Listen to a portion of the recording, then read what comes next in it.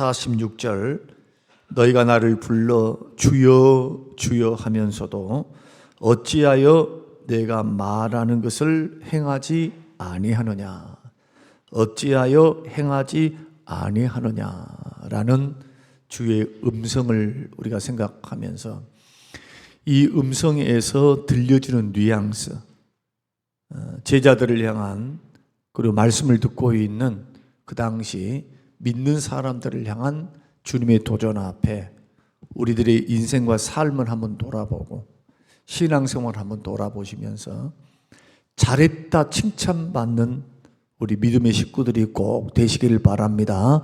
착하고 충성된 종아, 정말로 잘했도다. 주님으로부터 칭찬과 상급을 약속받고 주님으로부터 복을 받는 귀한 반열에 저와 여러분들이 서시기를 바라고요.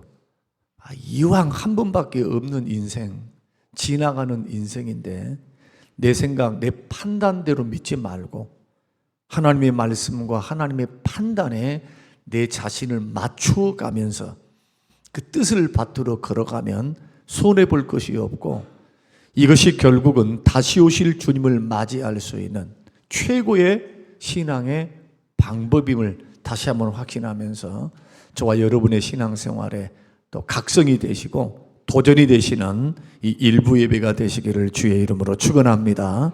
저는 예수 믿는 사람에게는 적어도 두 가지는 있어야 한다고 생각합니다. 첫째는 하나님의 은혜에 대한 감사가 있어야 합니다. 건강한 몸 주신 거, 또 예배 자리 참석하는 거, 교회에서 예배 드리는 거. 사람들이 교회를 결정하지 않으면 방황합니다. 교회에 적을 두지 않으면요, 방황해요. 예수를 믿어도 믿는 것 같지가 않습니다. 꼭 남의 집에 오는 것 같아요. 교회를 정하는 거, 예배 처소가 있다는 거, 힘들지만 어렵지만 그럼에도 불구하고 나의 삶과 인생에서 불평과 원망의 조건을 찾기 이전에 살아계신 하나님이 우리를 구원하셨고 우리와 함께 하시기에 어떤 상황이든 어떤 여건이든 그 중에는 하나님의 주권적인 역사, 그 주권적인 역사가 있음을 믿고 감사의 조건을 찾아내는 것, 이게 하나님의 은혜에 대한 감사요. 이것이 우리 예수 그리스도를 믿는 믿음의 표징이다. 여러분 어떻습니까? 여러분들에게는 또 우리에게는 하나님의 은혜에 대한 감사가 있습니까?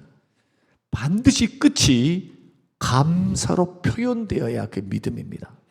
둘째는 평안을 누려야 합니다. 평안. 세상이 주는 평안 말고 즐거움, 세상의 쾌락과 즐거움, 먹는 즐거움, 노는 즐거움, 모으는 즐거움, 또 새롭게 뭔가를 해보는 어떤 도전, 신선한 도전이겠지만, 그러나 그것보다 더 중요한 게 뭐냐, 우리 마음속에 있는 세상이 줄 수 없는 주님만이 주실 수 있는 기쁨과 평안, 이 평강이 내 마음의 중심을 다 붙잡고 있어야 돼요. 그래야 돈을 많이 벌어도, 아니면 경제적으로 어려움을 당한다 할지라도 그 주님이 주시는 평안과 기쁨을 통해서 고난을 이기고 유혹을 이기면서 염려와 근심을 이기면서 우리는 신앙생활을 할 수가 있습니다. 그래서 오늘 일부 예배를 드리는 저와 여러분들이 적어도 여러분의 마음을 한번 살펴보시라는 겁니다. 이 두 가지 마음이 있는지. 이 두 가지 마음은 예수 그리스도를 믿는 믿음의 표징입니다. 그런데 나는 한 주간 동안, 아니 나의 일생이 문제입니다. 나는 일생이 시험입니다. 왜 그렇게 살기 싫은지 너무너무 고달파요. 힘들어요. 다 이해할 수 있습니다. 다 그런 환경과 여건이라고 남들도 이해하고 주변 사람도 이해합니다. 그러나 하나님은 어디 계십니까? 지금도 살아 역사하시는 하나님, 우리를 살리시는 하나님, 도우시고 은혜 베푸시려고 준비하신 하나님, 그 하나님을 계산하는 그런 믿음은 어디 가버렸습니까? 그래서 주일마다 이 두 가지는 여러분 절대로 잊어버리지 마시고 감사와 평안으로 여러분의 심령이 주장될 수 있도록 영적 관리를 잘 하시기를 주님의 이름으로 축원합니다. 오늘 누가복음 6장의 말씀 보면은 예수님께서 12제자를 선택하십니다. 그리고 팔복을 가르치시고 또 원수를 사랑하라. 27절 38절 사랑이 뭔가? 사랑은 그저 우리가 생각하는 감정의 장난이 아니다. 감정의 유의가 아니다. 구체적인 섬김입니다. 구체적인 원수까지도 사랑하는 단계까지 우리는 갈 수 없지만 그러나 주의 은혜와 사랑을 입은 사람으로서 마땅히 그 길을 걸어가야 한다. 주님의 가르침이 엄중합니다. 그래서 사랑이 뭔가 이것을 가르치시고 오늘 6장 39절에서 49절은 그러면 제자는 어떻게 살아야 하는가? 제자된 사람들의 삶의 기본 자세는 뭔가에 대해서 가르치십니다. 그런데 오늘 본문 읽어드렸던 이 48절에서부터 46절에서부터 있는 말씀은 마지막 주님의 가르침입니다. 그 가르침은 뭐냐? 집을 지으려면, 신앙의 집을 지으려면 반석 위에 세우라는 겁니다. 그러면 이 세상에 있는 많은 사람들, 예수 믿고 있는 믿음의 사람들은 두 종류밖에 없다는 거죠. 모래 위에 집을 짓든지 반석 위에 집을 짓든지 공통점은 뭡니까? 그냥 일상을 사는 것이 아니라는 거예요. 신앙생활은 집을 짓는 것과 같다. 집의 재료, 집의 기초, 저와 여러분들이 하고 있는 모든 것들은 지금 신앙의 집을 짓는 겁니다. 믿음의 집. 그런데 하나님의 원하심은 뭐냐? 믿음의 집은 풍파도 있고 고난도 있고 어려움도 있고 시험도 있다. 이 세상에 살 때는 풍파 없고 시험 없는 인생 없다는 거예요. 마귀는 우는 사자와 같이 삼킬 자를 두루 찾으려고 지금도 찾고 있을 것이고, 그리고 세상을 살다 보면은 내 뜻대로 내 생각 내 욕심대로 안 될 때가 너무나 많으니까 고달프고 슬프고 눈물뿐이고 정말 힘든 일들을 우리가 경험한다 할지라도 우리의 선택지는 없다는 거예요. 선택지는 집을 짓고 있다는 거예요. 집을, 신앙의 집을요. 그런데 그 집을 어떤 기초 위에 지을 것인가가 중요하다고 말씀을 합니다. 그러니까 집을 빨리 지었느냐, 아니면은 무슨 막 호화찬란하게 지었느냐, 아니면은 집을 지을 때 재료가 막 금은 보석이냐, 그건 그렇게 중요하지 않다는 겁니다. 그 두 번째 문제예요. 그것은 30년 믿었습니다. 50년 믿었습니다. 나는 봉사 열심히 했습니다. 목숨 바쳐서 일했습니다. 그게 중요하다는 것이 아니에요. 더 중요한 것은 뭐냐? 기초를 어떻게 두고 지었느냐 하는 겁니다. 이것이 중요하다는 거예요. 기초. 그 46절 보면은 너희는 나를 불러 주여 주여 하면서도 어찌하여 내가 말하는 것을 행하지 아니하느냐? 내게 나와 내 말을 듣고 행하는 자마다 누구와 같은 것을 너희에게 보리라 하면서 48절 49절을 말합니다. 그러면 여기서 말하는 내 말을 듣는다 행한다 할 때 이 말씀이 구체적으로 뭡니까? 산상수훈의 말씀이에요. 마태복음 5장 6장 7장 말씀입니다. 누가복음 6장 말씀이에요. 6장에서 함축적으로 말씀을 했고 마태복음에서는 3장에 걸쳐서 주님이 말씀하시고 가르쳤던 예수 믿는 사람의 삶의 도리.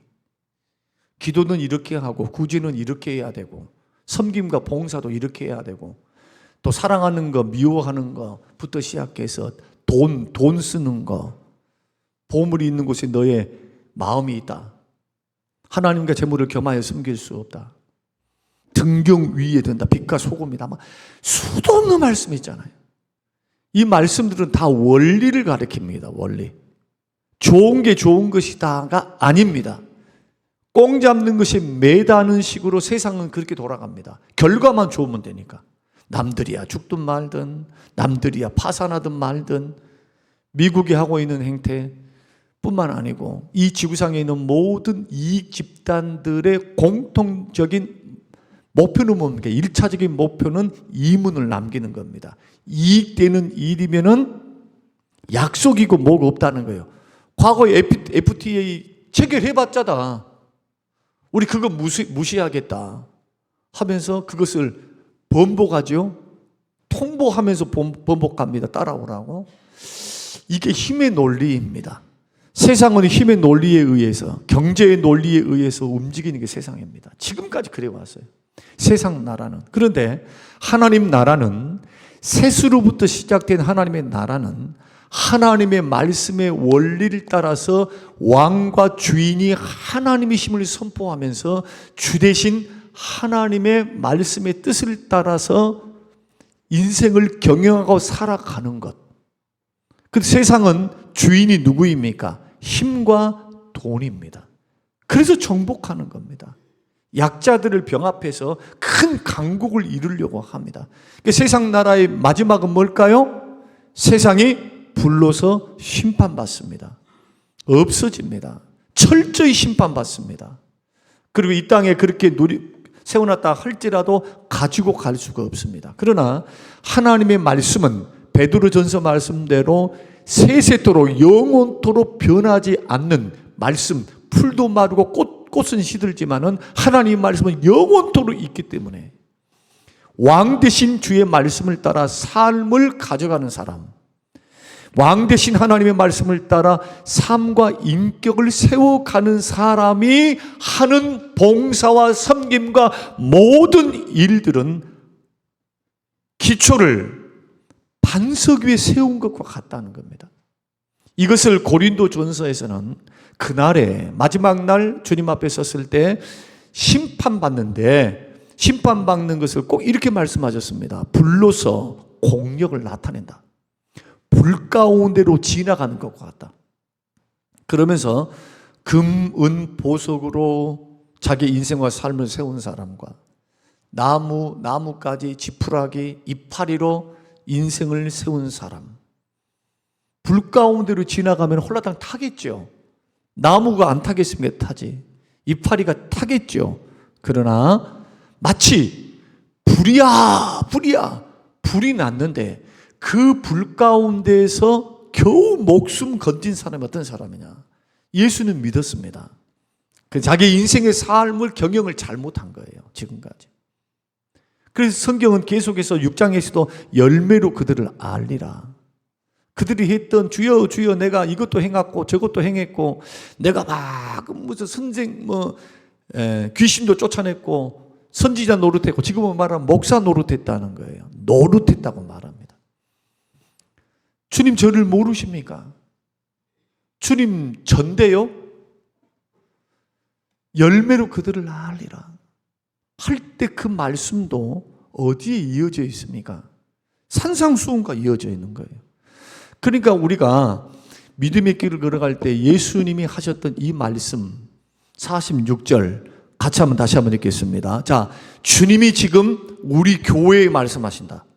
주님이 지금 나를 바라보면서 주님이 직접 나에게 하신다 생각하시고 지금 내가 말씀을 듣는 그 현장 2000년 전으로 돌아가서 주님 앞에 내가 서 있는데 주의 말씀이 꼭 46절로 말씀하신다고 상상하면서 같이 한번 읽어보겠습니다. 자, 시작. 너희는 나를 불러 주여 주여 하면서도 어찌하여 내가 말하는 것을 행하지 아니하느냐. 여기서 주시는 말씀 어찌하여,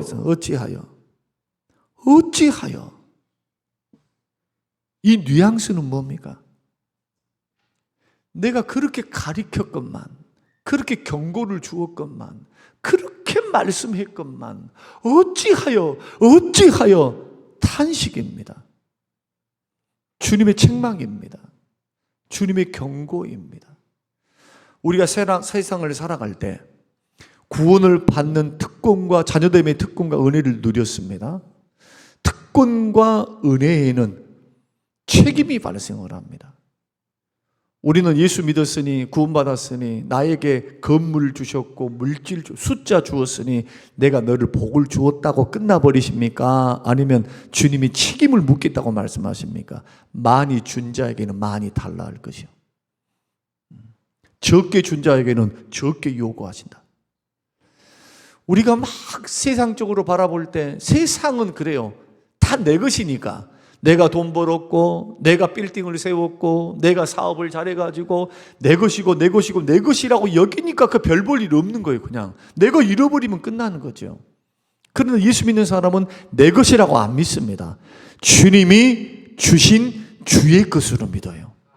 나에게 주신 것을 은혜로 여긴다는 거예요. 은혜. 왜? 금도 내 것이요, 은도 내 것이요, 너의 자녀도 내 것이요, 너의 인생도 내 것이다. 성경이 하나님의 주인 대신 주권을 하나님이 강조하십니다. 로마서 1장에서는 너희들 핏값으로 산 그리스도의 것이다. 예수님이 우리를 위해서 십자가에 죽어주사 핏값으로 나를 사셨기 때문에 지금 구원받은 이유, 영혼도 주님이 주신 것이기 때문에 나머지 모든 인생은 주의 것으로 살아야 돼요. 주의 것으로. 이 싸움이 신앙생활이에요. 그러니까 신앙생활은 주일날 나와서 예배드렸습니다. 나 오늘 찬양했습니다. 봉사했습니다. 끝이 아니에요. 끝이. 이것은 반쪽짜리입니다. 전 인생을 통해서, 전 삶을 통해서 하나님의 말씀이 삶 속에, 생활 속에 실천되어지는 것. 신앙은요, 그렇게 해야 반석 위에 세우는 겁니다. 근데 교회에서 강조하는 것은 기초입니다. 기초. 아주 기초예요. 당연히 예배 드려야죠. 당연히 물질 드려야죠. 당연히 봉사해야죠. 시간과 건강을 우리가 허락하셨으니까. 누굴 위해서 사시렵니까? 몸된 교회를 위한 것이 주님을 위한 겁니다. 주님을 위해서 사는 겁니다. 몸으로 하나님 앞에 영광 돌려드리며 삶 속에서도 하나님의 주권을 인정해서 삶에서 실천하면서 살아가는 삶. 저는 오늘 이런 말씀 주구장창 들으셨지만, 그러나 이 말씀이 실천되느냐 아니냐는 별개의 문제라는 거예요.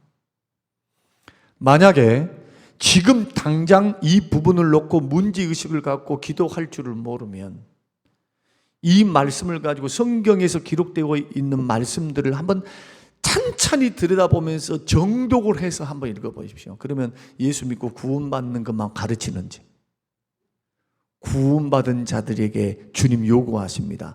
거룩한 신부로 살아라고, 항상 깨어있으라고, 기도하라고, 열심을 뿜고 주를 섬기라고, 모이기를 피하는 사람들 어떤 습관과 같이 하지 말고 주님 오실 날이 가까울수록 모여서 죄악된 세상에 빠지지 말고 세상 재미에 푹 빠져 살지 말고 늘 깨어있으라고, 주님 주신 달란트 잘 실천하다가 오라고, 남기고 오라고 말씀하십니다. 제가 강조했던 마태복음 25장은 백보자 심판대 앞에서의 주님의 판결입니다. 오른편 왼편 염소와 양을 가를 때 두 가지로 나누십니다. 하나는 그냥 달란트 비유를 통해서 나누십니다. 아무것도 안 하고 가만히 있어. 너는 왼쪽이야. 슬피 울며 이를 갈미쓰리라. 오른쪽에는 창세 전부터 예비되었던 하나님의 영광에 참여할지어다. 오른쪽에 있는 사람과 왼쪽에 있는 사람에게 너는 내가 슬펐을 때, 힘들었을 때, 헐벗었을 때 먹을 것, 입을 것, 쓸 것을 주었고 감옥에 있을 때 찾아와 주었다. 그거 나에게 하는 거다. 잘했다. 고맙다. 오른편, 너는 내가 슬프고 아프고 힘들고 괴롭고 답답하고 할 때 순에서 이루어지잖아요. 대부분 이런 것이. 여러분들이 가가지고 재산을 가지고 가서 길거리에 돌아다니면서 어려운 이웃들, 가난한 노숙자들을 막 돈 주고 돌아다니는 사람 어디 있습니까? 여러분들이 드리는 헌금, 구제 헌금, 장학 헌금, 그리고 선교 헌금 다 어려운 이웃들에게 다 가요. 함께 동참해서 기도하면서 물질을 흘려보내는 거죠. 정성과 기도가. 교회의 프로그램과 교회의 지도를 따라 걸어가면 성경에 있는 신앙생활이 다 녹아 있어요. 하나님이 가르쳐 주신 그 말씀들이 인생이 이렇게 살아야 한다는 거. 그래서 교회 중심으로 살아야 됩니다. 자꾸 신앙생활은 교회 중심으로 가셔야 돼요. 교회 중심으로. 교회 가르침을 받고 교회가 행하는 일들에 함께 보조를 맞추면서 실천에 가면 배우게 됩니다. 섬기게 됩니다. 상급을 쌓게 됩니다. 하나님이 기뻐하신 일에 동참하게 됩니다. 실천하게 돼요. 신앙은 이론이 아닙니다. 한번 따라서 해보십시다. 신앙은 이론이 아니고 실천입니다. 실천되지 않는 믿음은 가짜입니다. 가짜. 야고보서 1장 행함이 없는 믿음은 죽은 믿음. 죽은 믿음이 뭡니까? 쓸모없는 믿음. 가짜. 우리는 지금 3월, 1월, 2월, 3월 이제 마지막 주를 향해서 걸어가고 있습니다. 앞으로 우리가 살아가야 할 또 1년을 내다보면은 적어도 한 8개월이 남았다고 한다면 우리가 이 시점에서 지금 꽃피는 봄이 왔습니다. 기지개를 다 펴니다. 세상 만물이 봄이 왔다고 지금 열심히 일을 하려고 그래요. 가을의 수확을 위해서. 이때에 저와 여러분들은 어떻게 해야 합니까? 여러분이 영적인 열매 수확을 위해서 부지런히 주의 말씀을 따라 일하시기를 바랍니다. 움직이시기를 바랍니다. 열심을 품으시기 바랍니다. 그것이 기도 생활이 됐든 예배 생활이 봉사 생활이 됐든 드리는 생활이 됐든 기관에서 일하는 것이 됐든 주님이 주신 은사 맡겨진 일에 최선을 다해서 걸어가는 거. 그런데 그 일을 걸어갈 때 원리는 뭡니까? 산상수훈의 말씀. 마태복음 5장에서부터 7장이 주시는 말씀. 심령이 가난하고 온유를 베풀고, 온유한 자가 땅을 차지하니까요. 애통이 여길 줄 알고, 자기가 죄를 지었으면 그냥 그것을 가볍게 여기는 것이 아니라 죄된 것을 주님 마음을 얼마나 슬프게 했는가를 생각하고 애통하는 거예요. 애통하는 거. 시편 51편 주께서 애통하는 자의 제사를 멸시치 않는다. 애통이 뭡니까? 하나님을 멀리하고 죄짓고 살고 자기 뜻대로 살고 주의 말씀과는 상관없이 자기 길을 걸어갔던 그것을 회개하며 애통하며 주님 앞에 예배하는 그 사람의 예배를 멸시치 않겠다, 받지 않겠다는 뜻이 아니라 멸시치 않겠다는 거예요. 내가 간과하지 않겠다, 반드시 기억하겠다. 그 통회하는 마음, 통회하는 심령, 깨어진 심령, 말씀 앞에 심령이 깨어지는 것, 그것이 기초가 되어서 자꾸 하나님 내 마음속에 있는 온유하지 못한 심성, 주님을 따라 걸어가지 팔복이 말씀하고 있지 않는 그 길을 안 걸어가겠다는 거잖아요. 의를 위해서 핍박을 받을 때 오히려 기쁘게 여깁니다. 하늘의 상이 크니까. 주님을 위해서 섬기다가 이런 소리 듣고 저런 소리 듣고 뭐 불편함 손해도 보고, 예수 믿는 사람은 주님을 섬기다가 손해도 봐야 돼요. 손해도. 희생도 해야 되고.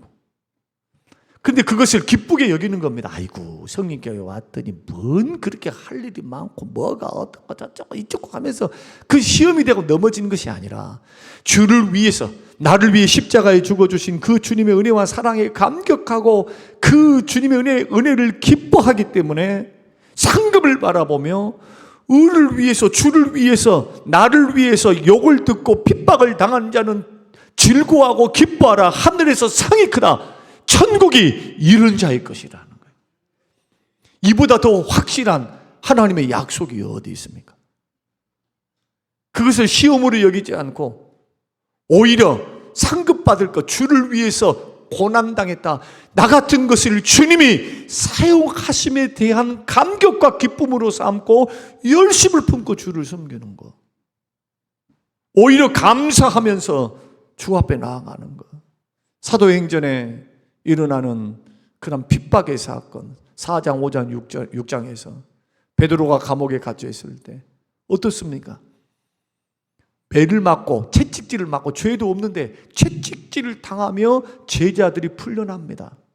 그때 제자들이 어떻게 하고 풀려납니까? 하나님, 나 같은 것이 뭔데, 나 같은 죄인이 주를 위해서 매를 맞고 주를 위해서 핍박받는 자로 나를 세워주신 하나님 은혜와 사랑에 감사합니다.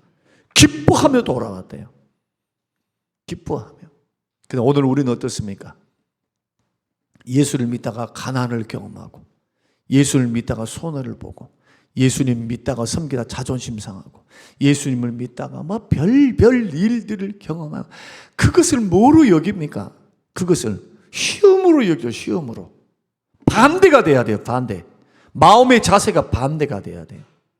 내가 죄 지은 것도 아닌데, 내가 주를 위해서 열심히 한 것밖에 없는데, 오해를 받아서, 시기를 받아서 핍박과 고난과 어려움을 당하면 오히려 어떤 예수님 말씀대로 기초를 세운다면 어떻게 해야 됩니까? 오히려 기뻐해야죠.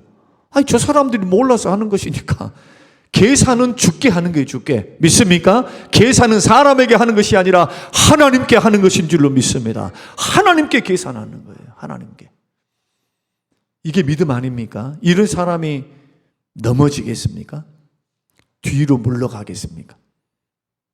믿음의 진취적인 믿음을 가지고 걸어가겠죠. 그러니 풍파가 오고 환난이 오고 고난이 온 사람들은 마태복음 5장, 6장, 7장, 누가복음 6장에 있는 원리대로 하나님 말씀을 따라 살아가지 않는 사람들은 그래서 넘어지는데, 오늘 49절 말씀 보겠습니다. 같이. 자, 시작. 듣고 행하지 아니하는 자는 주추 없이 흙 위에 집 지은 사람과 같으니 탕류가 부딪힘에 집이 곧 무너져 파괴됨이 심하니라. 파괴됨이 심하다 그럽니까? 약간만이라고 말씀합니까? 심합니다. 그래서 앞서서 일한 사람이 넘어지면, 그래서 넘어지면 크게 넘어지는 거예요. 돌아오기가 어려워. 꼭 기억하셔야 돼요. 앞서서 일하는 사람이 넘어지면 평신도, 이제 믿는 사람들의 넘어짐과는 수준이 다릅니다. 죄 짓는 것이. 아주 용감합니다. 저는 그것을 지금도 보고 있어요. 노예 활동을 통해서 보면서 많은 걸 주께서 보게 하셨습니다. 하나님의 말씀대로 평상시에 만들어가지 않고 직분만 남아있고 공로만 남아있다면, 나는 할 일을 한 것뿐입니다. 주님, 무익한 종입니다. 이런 자세가 아니고, 하나님 말씀을 가르친 대로 온유함으로, 애통함으로, 긍휼함으로, 심령이 가난함으로, 주님이 말씀하신 대로 원수를 미워하지 않고 사랑함으로, 돈보다도 하나님을 더 사랑하고, 이게 쉬운 것은 아니에요. 그렇지만 이것이 주님이 말씀하신 반석 위에 집을 지은 지혜로운 사람과 같은 신앙의 기초임을 여러분 믿으시기를 바랍니다. 여기에서 벗어나면 무너짐이 심해요. 책망도 심하고 하나님의 심판도 큽니다. 그래서 교회는 어떻게 섬겨가야 하느냐? 두렵고 떨림으로 섬겨가야 합니다. 구원만 두렵고 떨림으로 이루어가는 것 아닙니다. 교회는 사람이니까 사람을 대할 때, 형제를 대할 때 성경을 보십시오. 마태복음 5장, 6장, 7장 다 어떤 말씀입니까? 얼마나 두렵습니까? 나가라, 미련한 놈이라, 비판, 판단을 함부로 하고, 만약에 그런 식으로 교회 활동을 하고 봉사를 하고 예수 믿는 사람이 앞장서는 사람들이 그런 겸손하지 못한 모습으로 계속 그렇게 걸어간다면 어떻게 되겠습니까? 넘어지겠죠. 누군가는 실족하겠죠. 누군가는 앞서가는 사람들 때문에 시험 들겠죠. 그 대상이 우리 자신이 돼서는 안 된다는 거예요. 그러니 얼마나 두렵고 떨림으로 구원을 이루어가듯이 몸된 교회를 얼마나 깨어 경성하며 기도하며 말씀 앞에 자신을 세워가며 걸어가야 하겠습니까? 그러면 앞서가는 사람만 그러냐? 그렇지 않습니다. 이 말씀은 우리 모두, 제자된 우리 모두에게 해당되는 말씀이니까 우리 모두는 삶의 원리를, 신앙의 원리를 반드시 말씀을 따라서 기초를 딱 세워서 그 기초 위에 자꾸 인생을 세워가고 봉사, 섬김, 활동을 해나가야 돼요. 오늘 장로님께서 기도할 때 그 기도의 내용 가운데 숨어있는 그런 기도의 그 내용들이 마치 그것과 같아요. 일맥상통합니다.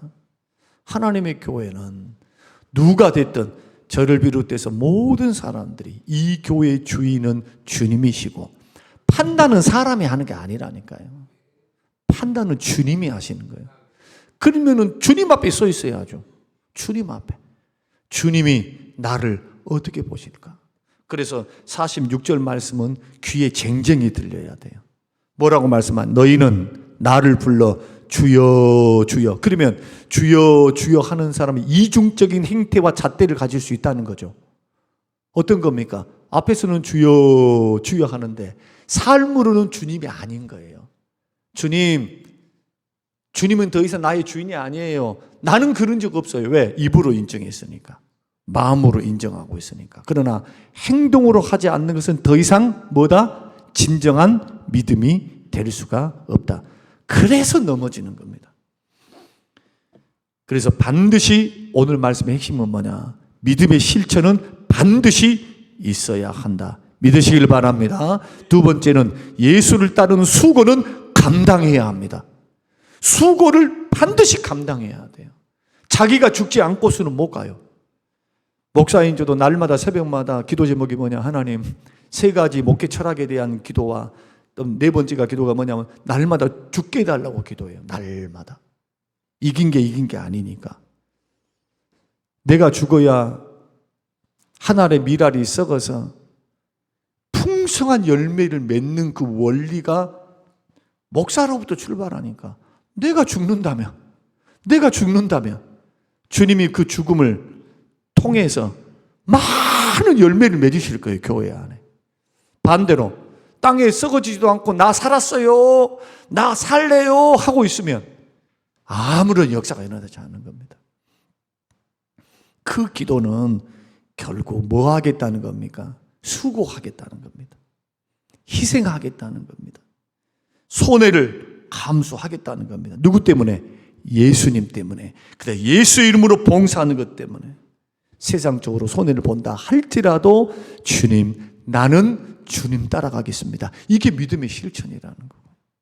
마지막으로는 신앙의 기초를 세우는데 투자할 줄 알아야 된다.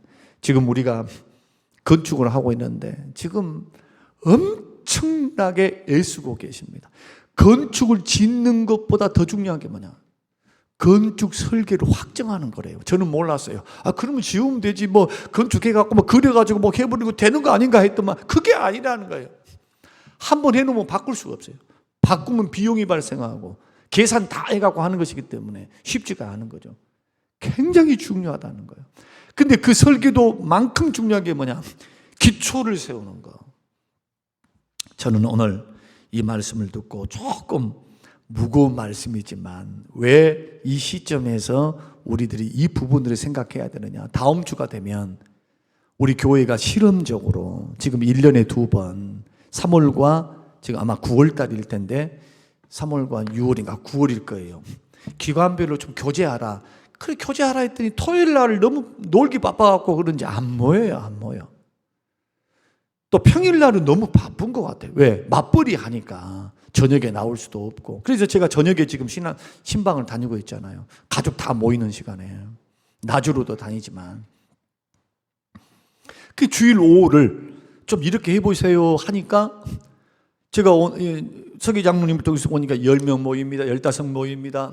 그래서 제가 기도를 하고 생각해 봤어요. 그 다음 주에 10기관 중에서 5기관을 추첨을 해가지고 금일봉을 하사하는데 그 10기관 중에서 제일 많이 모인 곳에 금일봉을 또 하나 드려야 되겠구나. 하나님도 일하는데 보상하시니까 그래서 하나를 더 줘야 되겠다.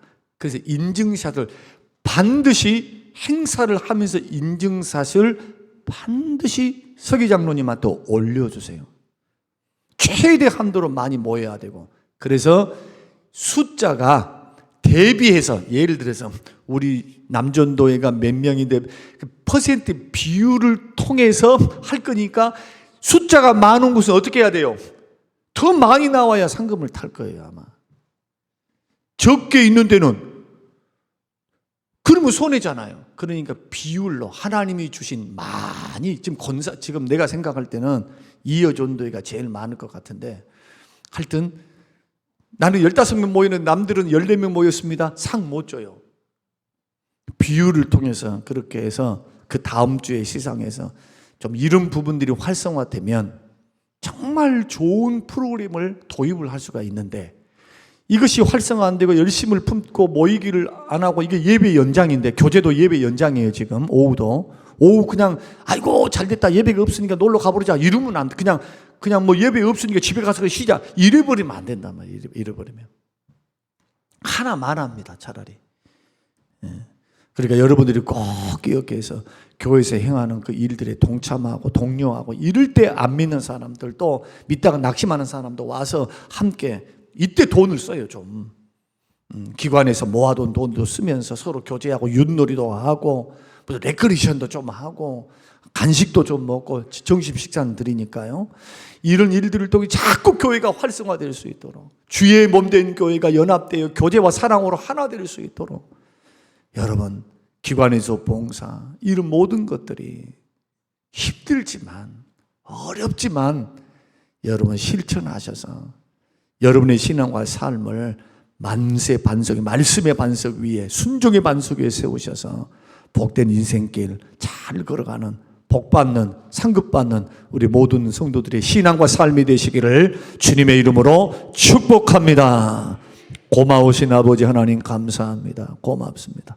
하나님 이 말씀대로 복을 주시고 우리의 기초가 주의 말씀 순종과 실천에 있게 하옵소서.